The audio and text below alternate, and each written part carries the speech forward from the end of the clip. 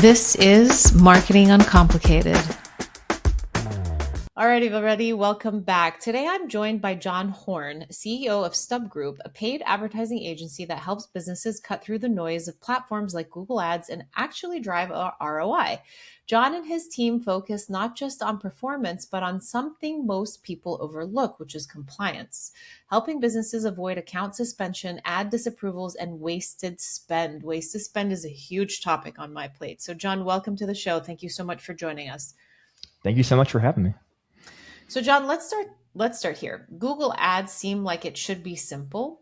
Even with Facebook ads, and I've just gone through this with, another client of mine, they want you to spend money, but they make it incredibly hard to get started, right? So going back to Google Ads, you put money in, you get customers out. Why is that not the reality of most businesses? Yeah, well, Google, they try to make it very easy to put that money in. They try Yes. to, they have a DIY platform. They even give you $500 when you first sign up. Exactly, 100%. Yeah, they're all about just get started, try it out, test it out. And, you can get a campaign running within a couple of clicks, really. But unfortunately, it's much harder to turn that money you're putting in into actual profit coming into your wallet. And there's a lot of reasons for that. But at the end of the day, Google Ads, it's a very mature platform. You have lots of very sophisticated advertisers on there. And these are no longer the days of kind of click arbitrage, early Google days where it's like just throw out the ad, get a bunch of cheap traffic, and it converts at a high enough rate. Like everyone is fighting tooth and nail for every click that's coming from Google Ads. And so you have to be very, very just smart about where you do spend your money, where you don't spend your money, which part of your business you even want to get into advertising, which part can you really stand out from your competition with, and then how you also structure what happens after someone, let's say, reaches out to you from your website. How are you turning that into sales? And so we can, I'm sure, dive into a lot of that today. But yeah, it takes a lot of work these days to run a successful Google advertising campaign. Yes, and we will dive into the variety of different Google campaigns that you can get started with, because a lot of the time some companies may be on like a PMAX campaign, and we'll dive into what that means, but they may not necessarily need to be, and so on. But would you say that really, that most realities, is it because there is a lack of strategy? Is it because there's Google incentives versus Google versus business goals, like misalignment of expectations? What is it just off the bat at a 5,000 foot view? I'll break it down to a couple of the top pitfalls that we see. The first would come to bear, I'd say, on the strategy side of things. So a lot of advertisers will say, okay, we're going to try Google out, and they just throw a bunch of stuff at the wall to see what sticks. And what ends up happening is they waste a bunch of money, or they spend a bunch of money, and they don't have tracking in place. They don't have mechanisms in place to even know whether or not that money is turning into good or bad things for them. And then they wake up a couple months down the road and they don't really know, did it work? Did it not work? How do we make it better? Because they didn't have a testing mechanism in place from day one and a strategic approach for how they were going to test out the platform. Yeah. So we see that happen a lot. And then another thing we see happen a lot is, again, going back to the tracking side of things, Google is a very data-driven platform, and you generally will see your best success from Google when you are using, they call them like smart bidding strategies, where you're actually feeding data into Google to say, this is what's working. These are people who are calling me after clicking ads or filling out forms on my website or placing orders.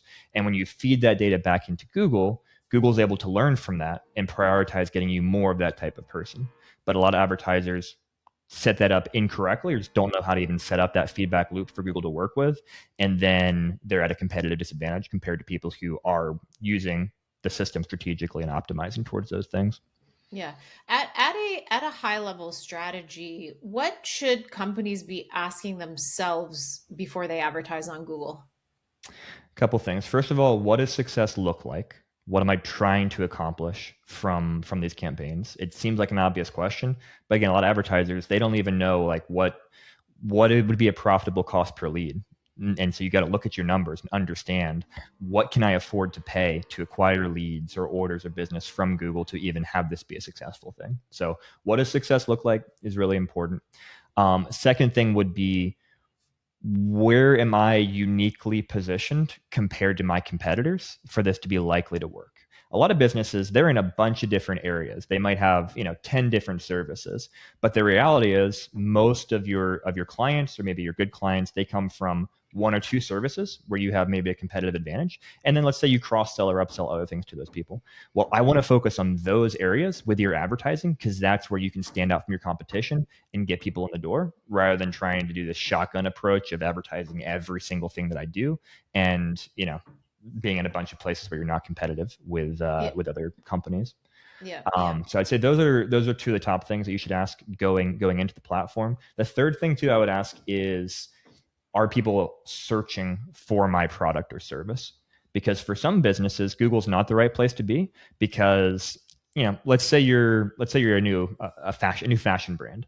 You're not going to run Google search campaigns with people looking for a cool hoodie to buy. That's probably not going to work. You need to be on Instagram, on Facebook, places where you're showing people what your product is and making them aware that it exists. So you also got to ask that question as well. Yeah.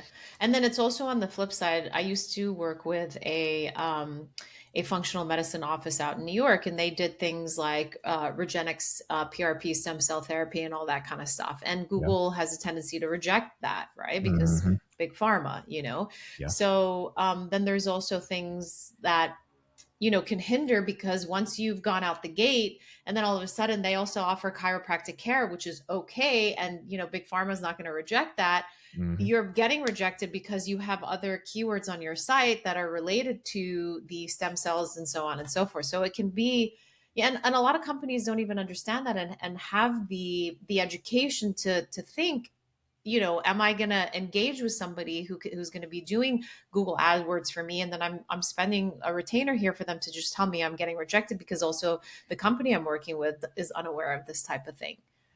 100%. Yeah, and there's a lot of spaces, a lot of industries like you described there, where there's just very, very tight restrictions, which sometimes Google makes clear. Often Google doesn't make clear. Like you can't Yeah. even know inherently by reading their policies what they do or don't allow unless you've already been working in that space.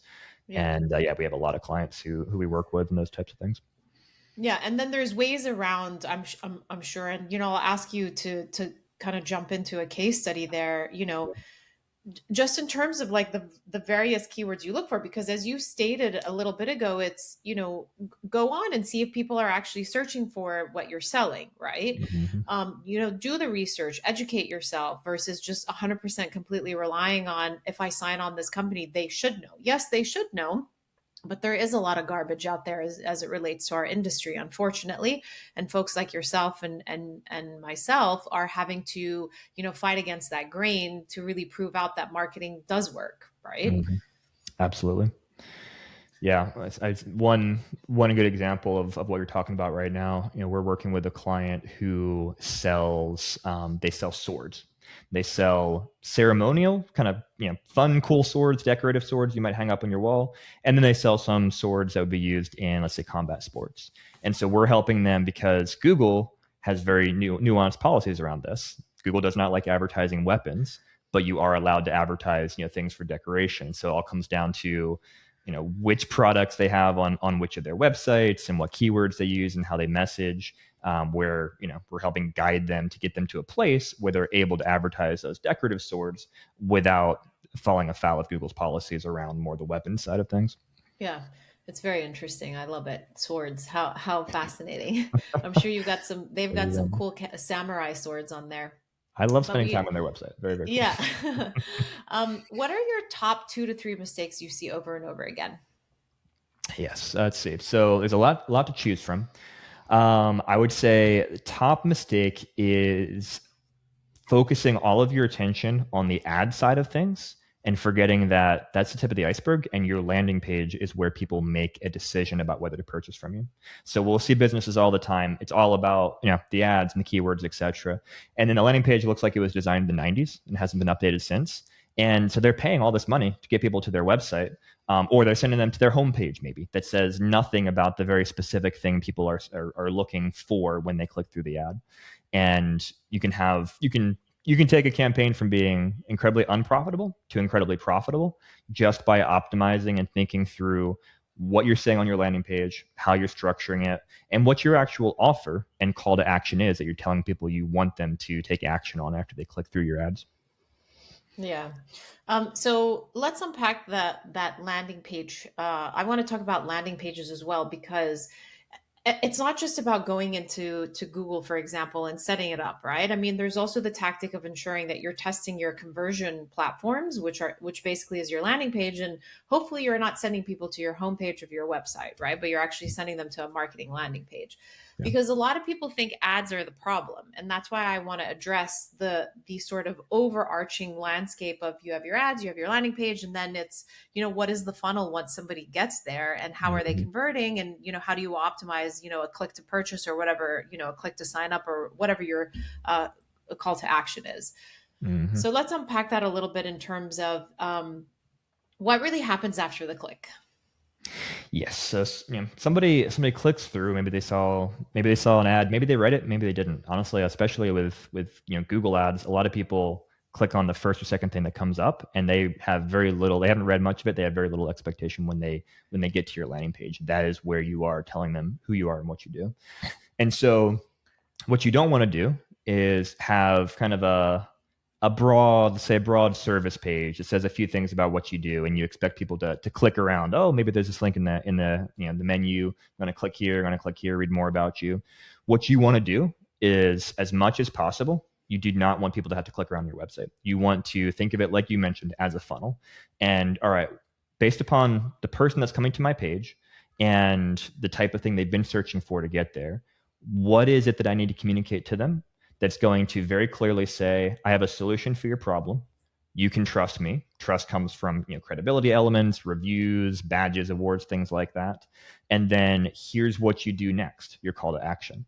Whether that be, if it's an e-commerce site, purchasing a product, whether that be, hey, call me for a free quote, fill out this form for a free estimate, whatever it is. You want to get in the brain of that person that's coming to your business and say, here's what they are ready to do. Here's the action they are ready to take based upon where they are in kind of that funnel, based upon what they're searching for. And then here's what I can get them to do as the next action that will then give me the ability to capture their information, to start having a conversation with them, and to turn them into ultimately, whatever it is that I'm trying to sell to them. Yeah. So, just in terms of making sure that our audience understands the landscape, it's really the build out first of your ads. Ensuring that you're doing the search, and going into detail, knowing what your competitors are doing, because you can also do a search in terms of the type of keywords that they're also going after. Correct? Yes, absolutely. And that's, looking at your competitor's strategy and how they're positioning things and what offers they're offering is incredibly important, because Yeah. if you're, let's pick a random example. If all of your competitors are offering, like, hey, free demo or free month or something like that, and you're saying, hey, pay $99 right now to sign up right now. Well, that could be good. It could be bad. You could be like, well, I'm going for a very specific type of business, incredibly high quality, and I'm using this offer as a way to qualify and only get a small percentage. But more likely, you're just not going to get many people reaching out because they have a better offer somewhere else, and they're going to click to your page, say, nah, I see this over here. And so you got to know what your competitors are offering, and be strategic. You don't have to offer the exact same thing necessarily, but you need to understand, like you said, what the landscape is so that you're standing out from it and being more compelling, not less than compelling than what is out there in that landscape. Yeah. So once you build all of that out, and then you build all the different components to the ads, then you have the landing page that you need to optimize. And it's really test, learn, test, learn, test, learn, and doing a ton of A B testing against that. And then what is the actual on its way to purchase, sign up, whatever it is, to make sure that in terms of once they click on the ad all the way to whatever call to action you have set up. You also need to understand where the drop off is, where people are, where you're losing folks, to then make sure that you're optimizing that piece, because it's not just running the ads and hoping, that the click gods are going to make sure that that gets a conversion, Yes. which a lot of people think. Yes. Yes. And in a lot of businesses, they forget about the basics, like pick up your phone when someone calls. So often, and we use call tracking for our clients, so we know when people are calling, coming from ads, things like that. And I mean, the data is very clear. If you're not answering your phone right away, most people move on to the next place. They just move on until someone answers the phone. And so I could drive you incoming calls all day long, but if you're not on top of it, answering those and then turning those into customers, you're just wasting your money. You could have a fantastic cost per call, a cost per lead, whatever, but you've Yeah. got to have the basics. Answer the phone. If a form comes in right away, you're getting back to them. You're having a good conversation. Then you're nurturing those leads that have come in, and those types of things are what differentiate most businesses from the businesses that are really successful with advertising. It's not even Yeah. advertising; it's just the basics of running a good business. For sure. And it's making sure that it's not that portion is your foundation. You haven't Yeah. even gotten to yes, it is advertising, but it's ensuring that you have a solid foundation, because if you don't, then there are going to be hiccups along the way. And everybody's going to have a foundation that has hiccups. You just need to make sure you're fine tuning it and you're closing up the gaps, and, filling out this certain portion of it, ensuring that this gets more conversion.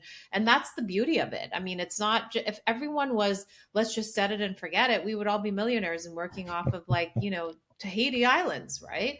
But it's ensuring that you test and learn until it's optimally working for you across the way. I know we're bouncing out around quite a bit, but that's why I keep bringing it back to like the foundation and how it starts. But another question that I wanted to break down, not a lot of people understand the depth of the different types of Google ads that you can run, right? We talked a Mm-hmm. little bit about one called PMAX and so on and so forth. But then Yeah. it's also Google ads just isn't about a sentence or the keywords that you're using, the short form, the Mm-hmm. long form. You can actually have images in there. So without going into a crazy amount of details, let's talk about the different types of campaigns and then the look and feel of what some of these can look like, because some of them can be very simplistic all the way through to quite robust from a creative standpoint. Awesome. I love it. Let's break it down. So what most people think of when they think of Google ads are the text ads that come up when you search for something on Google. Yes. And that would be what you call a search campaign, generally speaking. But then, like you said, you've got many other options. So for example, if you sell products online for an e-commerce website, then you can use what's called the shopping ads, as well as performance max campaigns, PMAX, like you mentioned. And those are the ads that show up, if I Google buy an umbrella, you'll see pictures of umbrellas and prices for umbrellas. Those would come from those shopping ads. But then moving on from that, even leaving google.com, Google has so many other properties. So you've got Google's what they call their display network. Many of the ads, as you know, that you see on websites all over the internet are actually powered by Google. And you can run campaigns like demand gen campaigns, for example, where you are serving image ads or video ads on placements all around the internet. And so this is more user based. It's not, hey, I searched for something, but it's, well, Google knows I've been searching for something for the past 2 days, and I just watched a YouTube video about this, and I just read an article on this website about this. So I must be interested in this. And then when I go to weather.com or whatever random website, I can actually see an ad for something that Google thinks I'm interested in. And then you also have YouTube, which of course is owned by Google. And YouTube is a massive platform that people are using for discovery, for learning, for entertainment. And it can be an incredibly effective place for advertisements. Those I'd say are all the biggest placements that Google has. But even beyond that, you also have ads in Gmail. You have Google's Discover app. So it's pretty wild how many different places you can reach people just through the Google ecosystem. Yeah. Yeah. So this is something you talk about a lot, which is the risk people don't even know exists. Why is compliance such a big deal? Google is intent on keeping their ecosystem safe from scammers, from bad actors, from problematic businesses. And they are constantly under attack from all sorts of people who want to use Google ads for nefarious means. And so to combat that, Google has massive set of policies about what you can and can't do. And they have all sorts of enforcement, all sorts of AI, robots looking for problems and things, trying to keep their ecosystem safe. And that's awesome. But unfortunately, because it's so automated, because Google is so large, there are tons of legitimate advertisers who aren't trying to do anything wrong who get caught up in that net of enforcement. And so their ad accounts, for example, may be suspended. And once your ad account is suspended, that means Google will not let you will not let you run ads for your business at all. And a lot of advertisers assume that Google will just use common sense to look at their situation and say, sorry, we got it wrong, or you did something a little bit wrong, but clearly you're not malicious. We'll let you get back to giving us money. But that's not really how it works. Once you're suspended, it's extremely difficult to fix that and be able to run ads again through Google.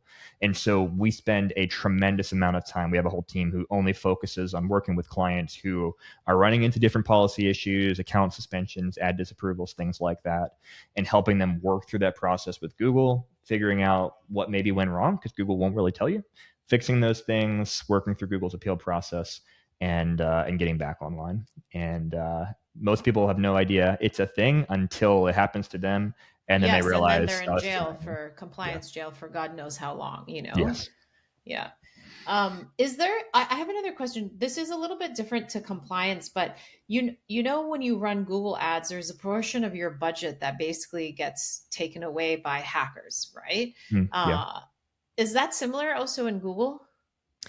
Yes, yeah, they have what they call invalid clicks, and Google tries to do what they can to track to identify those invalid clicks. So it could be competitors repeatedly clicking on your ads. It could Yeah. be bots that are set up to just click through ads and try and rake up ad spend.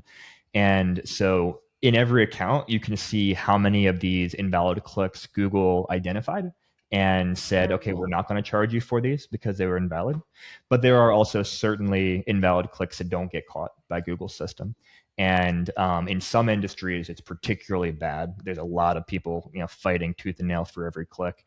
And so we've had some situations for clients where we've had to get extremely creative in trying to force the system to not give us those invalid clicks because it was being impossible to run profitable campaigns Yeah. Yeah. without a lot of like audience adding on audiences and different things to try and get the type of traffic that we needed. Is there new tech in place that, that helps from that standpoint? Maybe it's AI, maybe like, we develop, like clients develop like their own AIs to protect against that, or There's a whole click fraud industry, a lot of yeah, different third party companies that you can, for example, give access to your ad account to try and cut down on that click fraud.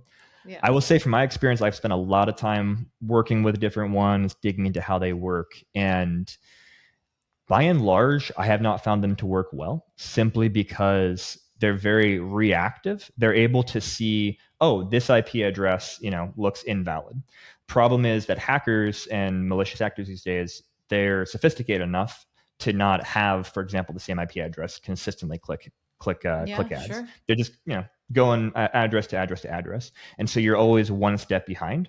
You are excluding what happened, 2 minutes ago from clicking your ad again, but it's going to be a different IP address that clicks it 2 minutes from now. And so I can't say there's no value in that type of software, but I have yet to see a situation where I think it's really done a great job of saving a customer a lot of money, because, again, they're always reactive rather than proactive. yeah, no, totally. So let's flip it up a bit. What does work? What separates campaigns that do succeed? What works really well, so again, even forgetting advertising for a second, a lot of it comes down to the offer and do you have a compelling offer? And so what I see work really well is when, hey, you've got a business who has a really compelling offer. They're doing a great job of communicating that offer through their website, through their landing page. They've got great reputation. They have good reviews when people go and search for them. And they look credible and trustworthy in terms of how they are presenting themselves on their website. And then on the advertising side of things, we're able to really capture great data from the website about how people are converting or interacting with it. We're feeding that back to Google. We're creating a feedback loop. And then we're working with Google's automated system to identify what are the types of people that are converting? How do we get more of them? How do we make sure our ads are showing up at the right time, at the right place in the funnel? And really just getting dialed in with those feedback loops and having that credibility on the client's end and the offer that's just meshing with what people are looking for in that space. And when you can get those things right, Google can be incredibly profitable. And, Google, many businesses will not exist without their Google advertising. It's that important to them. Yeah, I love it. I mean, a lot of the times Google actually does have, once you get to what we, taking a step back and just, going back into our conversation earlier in terms of building the foundation, once you start to, and just for the audience's sake, testing and learning is never going to end, right? Now you may get a landing page that completely works for you and you're at a good conversion rate now, so you're like, how can we get to an even higher conversion rate? So then you're testing more against the winner, right? But Mhm. so you have all this build out and you want to ensure then that the whole system is set up and everything is running smoothly. The offer is extremely important because language and content makes a huge part of this composition, and not only just the keywords, but from a landing perspective, how is the how should I say, the payoff, similar to an email when you have a subject line and the opening of the email, is your content paying off what the subject line states? So in this case, is your landing page paying off what the AdWords or the Google ad campaign is really describing, right? Because a lot of people tend to beat a dead horse and come up with this amazing headline. And I'm sure a lot of my listeners have heard me say this a multitude of times, but if you sell bikes, tell people you sell bikes, not the wind that's going to blow through their hair as they're riding on the bike, because no one cares, right? They want to know what type of bike you have and so on and so forth. Just get down to simplicity and don't confuse your audience when it comes to what you're trying to say that you do or what you sell. And your offer Mhm. needs to be compelling. Absolutely. Yeah. And you have to understand where people are in that funnel. So Yeah. someone who Yeah. is searching right now for a bike is in a very different place than if I'm serving a YouTube ad to someone, trying to create the interest in riding a bike. And like you said, you have to tailor your messaging to where that person is in the funnel. Yes, exactly. If somebody is listening and thinking I've wasted money on Google, which I'm sure 90% of people have, where should they start to fix it? Yeah, a couple things I'd say that will move the needle most for you. So if you're running Google Ads right now, if you're running any search campaigns or performance max campaigns, right away go to your search terms report.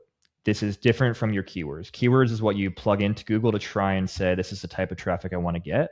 Search terms is what people actually typed in before they saw your Yeah. ad. Yeah. And in pretty much every ad account that we evaluate for a client, there is just obvious irrelevant things that you're paying for that you can stop paying for by taking those and adding them as what Google calls negative keywords.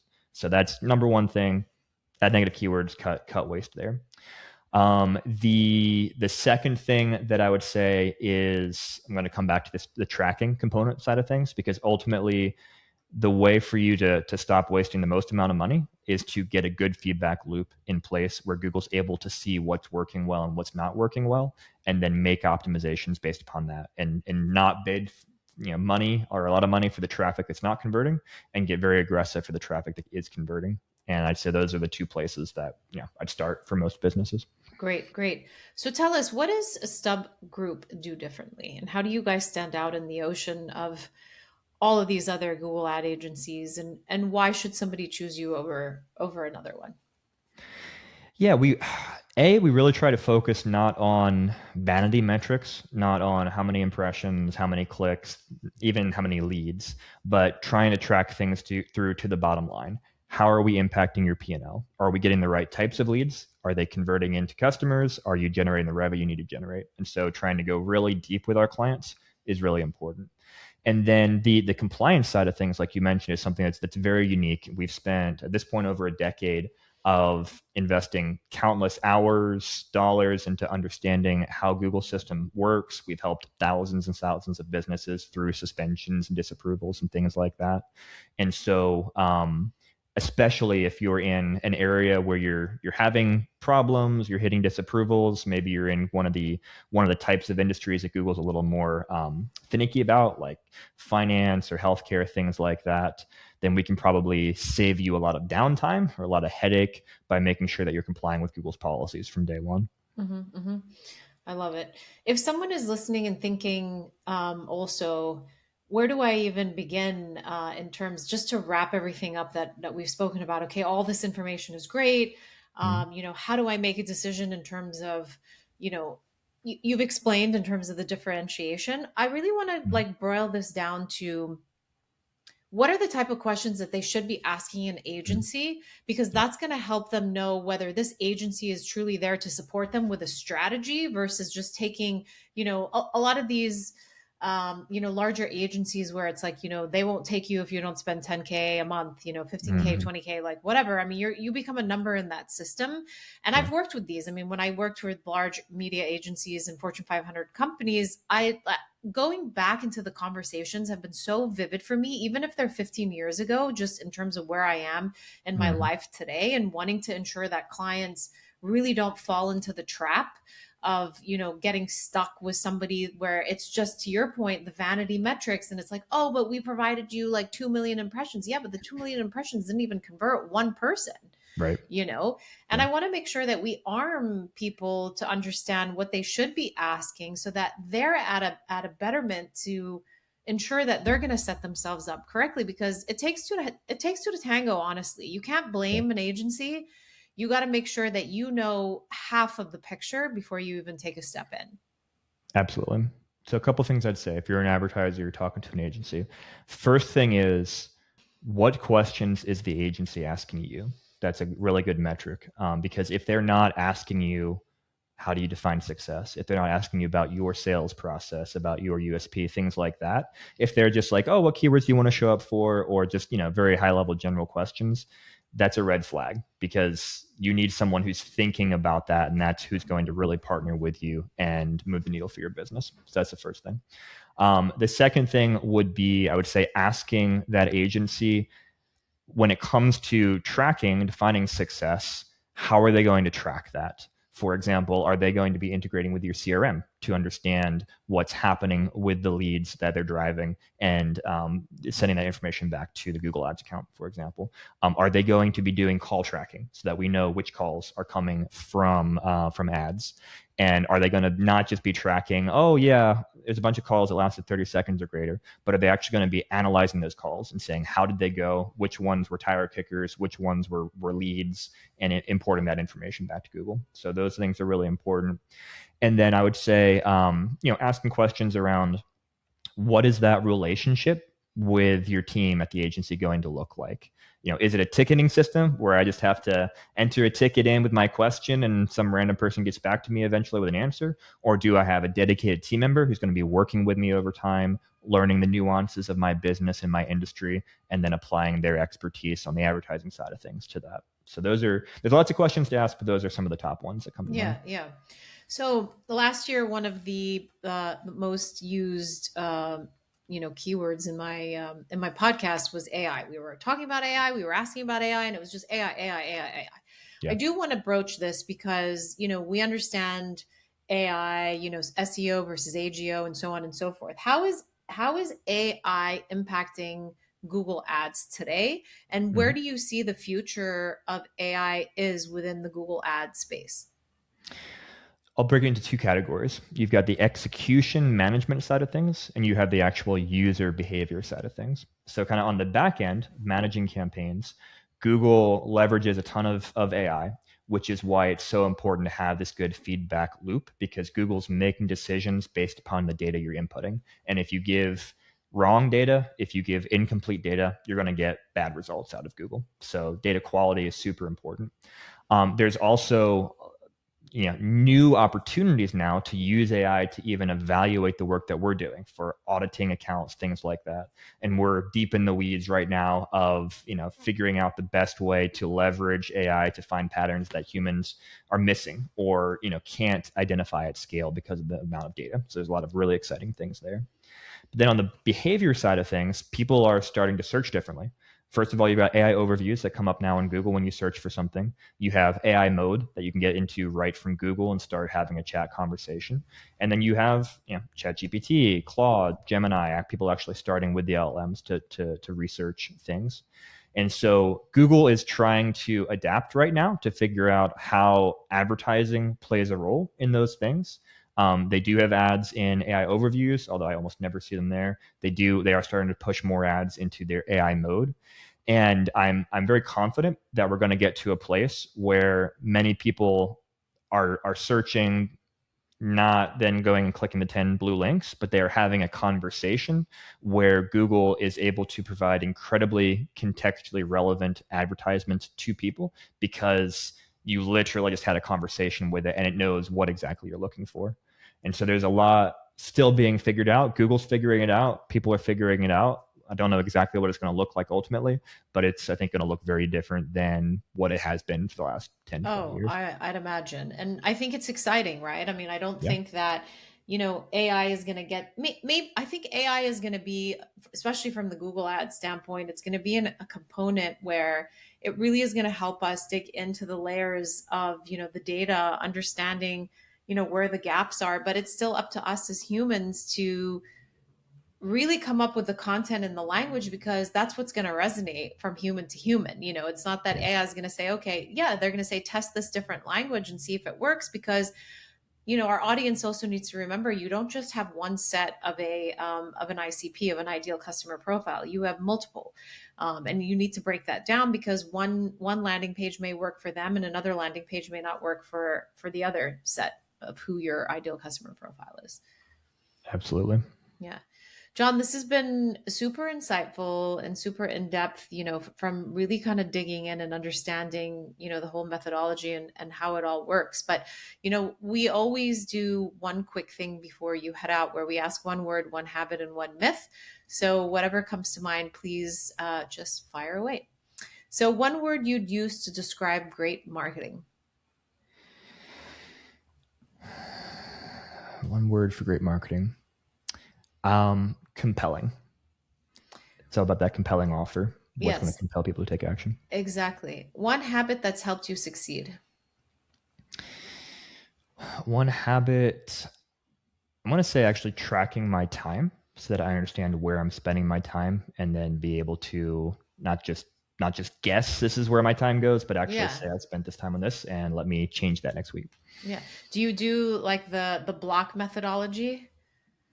So I literally always have software on my computer whenever I'm working, and I track my time to the very specific either client or type of task I'm on. Yes. And so Oh, I've so you see always got a real timer running. data. Yeah. Real data. I've got a timer running right Amazing.